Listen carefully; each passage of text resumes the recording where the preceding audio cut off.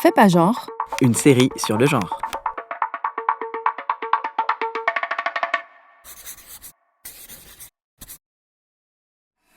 On respire, madame, et poussez, poussez, poussez. Félicitations. Non mais attendez, c'est une fille ou un garçon ? En effet, écoutez, votre enfant présente un petit souci, mais nous allons nous en occuper très vite, et tout va bien se passer. Avant que je naisse, on leur a dit, lors de la myosynthèse, que j'étais un garçon. À la naissance, on leur a dit que j'étais une fille. Puis on leur a dit non, c'est un garçon. Puis après, on a dit non, on va en faire une fille.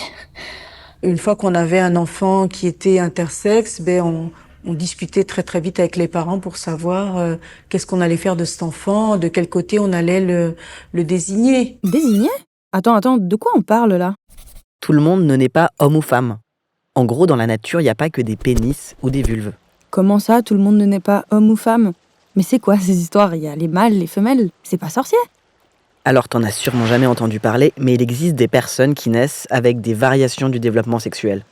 C'est ce qu'on appelle l'intersexuation. Les corps intersexes ne correspondent pas aux catégories binaires mâle et femelle, justement. Mais tu me parles de malformation, là. C'est des exceptions. Non. En vrai, il y a autant de personnes intersexes que de gens qui ont les yeux verts ou les cheveux roux dans le monde. En gros, c'est presque 2% de la population. Et c'est pas des anomalies ? Non, juste des variations. Reprenons depuis le début, ce sera plus clair. La sexuation humaine, elle se résume pas à ce qu'on a entre les jambes. Certes, il y a les organes génitaux, le gland, le clitoris, mais il y a aussi l'appareil reproducteur, genre l'utérus. Ouais, ça je connais. À ça, tu ajoutes ce qu'on appelle les gonades. C'est les testicules, les ovaires. Ouais, ok. Et puis les chromosomes sexuels pour la dimension génétique. Oula, tout ça ? Ouais, et finalement, le niveau hormonal. La testostérone, les œstrogènes, etc. Oh là là, ça fait vachement de trucs. Ouais, en effet. Si un de ces critères diffère de la norme médicale, on dit d'une personne qu'elle est intersexe. Et si une personne remplit toutes les cases, on dit qu'elle est diadique. Diadique ? Attends, mais c'est quoi ça ? C'est une personne pas intersexe. Genre toi et moi, la plupart des gens. En gros, 98% des gens sont diadiques. C'est juste qu'on n'a pas l'habitude de mettre des noms sur ce qui est considéré comme normal.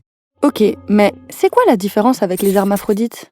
Hermaphrodite, ça vient de la mythologie gréco-latine et ça fait uniquement référence aux organes sexuels. Alors que la sexuation, c'est beaucoup plus que ça. Du coup, on préfère utiliser intersexe, qui est plus général. Ah, ok. Et il se passe quoi si un gosse il naît comme ça ? L'enfant, il va très vite être soumis à des interventions et des traitements médicaux pour soi-disant corriger son corps. Et ça commence très tôt. Très tôt, c'est genre entre 0 et 2 ans, pour, par exemple, m'enlever mes testicules internes. Mais c'était quand même mon seul apport potentiel d'hormones de croissance, en fait. Donc ça m'a enlevé la possibilité, par exemple, de solidifier mes os de manière optimale. Enfin, ça a des implications, en fait. C'est pas juste un organe sexuel. J'ai dû vivre une puberté déclenchée par hormonothérapie de substitution.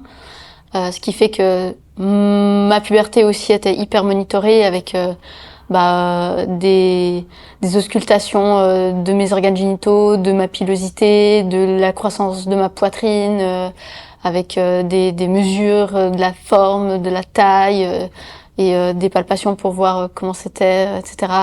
Donc jusqu'à genre vers mes 16 ans, en tout cas. Mais c'était sûrement pour ton bien, non ? Il y avait un risque. C'est quand même quelque chose de pas normal, quoi. Les opérations que j'ai subies, c'était pas pour ma santé. Très peu, et en tout cas pas au moment où on les a faites. C'était des opérations qui visaient uniquement à conformer mon corps à des attentes sociales. On l'a poussée à devenir une femme. Ça te rappelle pas quelque chose ? Ah oui, Simone de Beauvoir. Mais du coup, ça veut dire que si t'avais eu le choix, t'aurais préféré être un garçon ? Quand j'étais gosse, je m'identifiais en tant que mec. Et en fait, on m'a fait un espèce de lavage de cerveau pour que je m'identifie en tant que femme, genre pendant ma préadolescence, mon adolescence, etc. Et que je rentre dans cette case de femme. Et en fait, à 16 ans, je me suis dit, mais en fait, peut-être c'est pas ma case. Très clairement, il s'agit d'adapter ces corps atypiques à une société qui s'attend à avoir des êtres humains qui sont soit des filles, soit des garçons. Il y a plusieurs façons de procéder.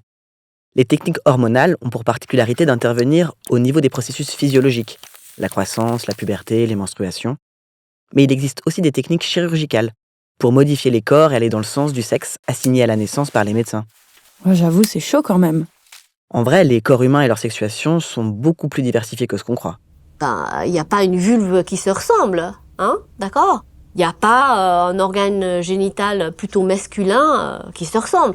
La preuve, la préoccupation des enfants et même des hommes plus grands autour de la longueur, la taille, les performances, etc., montre que justement, il n'y a pas de standard véritablement, si ce n'est fantasmé, culturellement, sur ces questions-là. En gros, ce que tu es en train de me dire, c'est que tous les corps sont très différents et que ce serait pas grave d'avoir des critères sexuels atypiques. Exact. Mais alors, pourquoi on opère les enfants intersexes ? Parce que nous vivons dans une société principalement hétérosexuelle, qui s'articule autour de genres définis. Ce sont des genres binaires et complémentaires. Les traitements, c'est beaucoup pensé et fait pour que tu puisses avoir une sexualité strictement pénis dans vagin. À 9 ans, j'ai eu une vaginoplastie, alors que je ne comprenais pas encore à quoi servait un vagin et pourquoi déjà j'aurais dû avoir un vagin. Enfin, c'était pas l'âge. Dans mon vécu, c'était pas l'âge. Une vaginoplastie ? Mais c'est quoi ce truc ? C'est-à-dire une chirurgie qui consiste à construire ou à agrandir un vagin lorsqu'il est absent ou jugé trop court pour une pénétration vaginale. Vous voyez, ça veut dire que c'est aussi une opération, un type d'opération qui a pour visée de rendre un corps conforme à une certaine pratique sexuelle en particulier, qui est le coït. Il y a la possibilité de faire des dilatations avec des instruments médicaux qui ressemblent passablement à des godemichés, mais en fait, c'est fait à l'époque, c'était fait sur des petites filles, d'accord, voire même quasiment des nourrissons. Donc, vous voyez les traumatismes. Il y a certaines personnes intersexuées qui disent, en gros, c'était comme un viol. C'est souvent les parents et les mères qui le font, qui eux-mêmes ont l'impression, en fait, d'abuser, de violenter leur enfant. Donc, c'est absolument horrible. Si on sait comment sont réalisées ces opérations, on se dit, voilà une bonne façon de faire en sorte que ces personnes ne pratiquent jamais le coït. Oh, c'est horrible. Mais je suis pas sûre de comprendre. T'étais pas d'accord, non ? On t'a forcé à vivre tout ça ? J'ai su très tard, en fait, que j'étais intersexe et on m'a dit ça à 16 ans, à un moment où j'avais besoin de savoir, en fait, pourquoi est-ce que il y avait une médicalisation lourde en fait de mon corps avec des modifications qui avaient été faites et tout, et j'avais vraiment j'en avais marre, j'en pouvais plus, je voulais savoir en fait qu'est-ce que j'avais et puis là qui justifie en fait ça. Donc il y avait vraiment pas pour moi de consentement et de capacité d'agency en fait dans ce que je pouvais faire par rapport à mon corps décidé. En fait, j'avais aucun pouvoir de décision. Et le seul pouvoir de décision que j'avais était en plus biaisé par le fait que c'était des médecins, donc des autorités médicales qui me parlaient, qui me proposaient des trucs. En fait, il n'y avait pas d'urgence, ni d'urgence médicale, ni d'urgence pour ma santé, ni de gros risques en fait, même pour ma sexualité en fait. Mais il doit bien y avoir des raisons pour opérer des enfants intersexes, non ?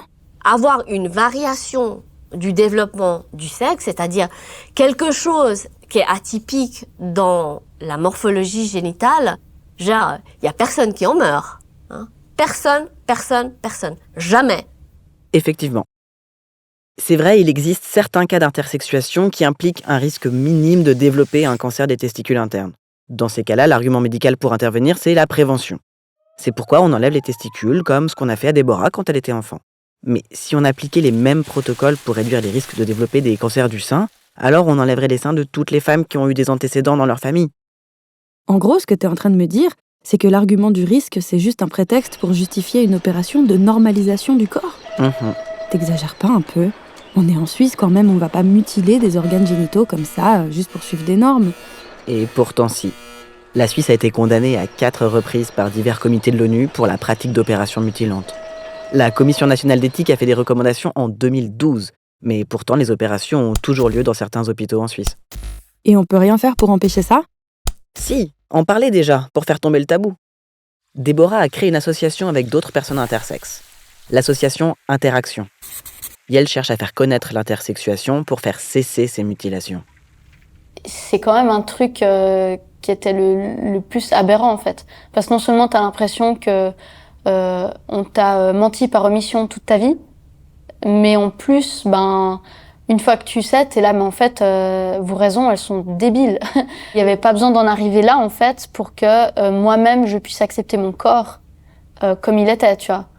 Parce qu'à la base, c'était pour que je puisse vivre dans mon corps de manière harmonieuse, etc. Je pense que sans certains trucs que j'ai vécus, j'aurais pu vivre de manière plus harmonieuse. J'aurais été moins traumatisée. Je suis super choquée. On a cherché à transformer ton corps pour que t'aies une vie normale, une sexualité normale, mais en fait, ça a fait tout l'inverse. Oui, ouais, c'est ça. Qu'est-ce que ça aurait voulu dire si j'avais eu une génitalité pas typique? Ça aurait voulu dire que, à mes partenaires, j'aurais dû expliquer plus que ce que je fais maintenant, comment fonctionne mon corps. Et je pense que c'est sain d'expliquer à ses partenaires sexuels comment fonctionne son corps, parce que c'est comme ça que tu prends ton pied. On respire, madame, et poussez.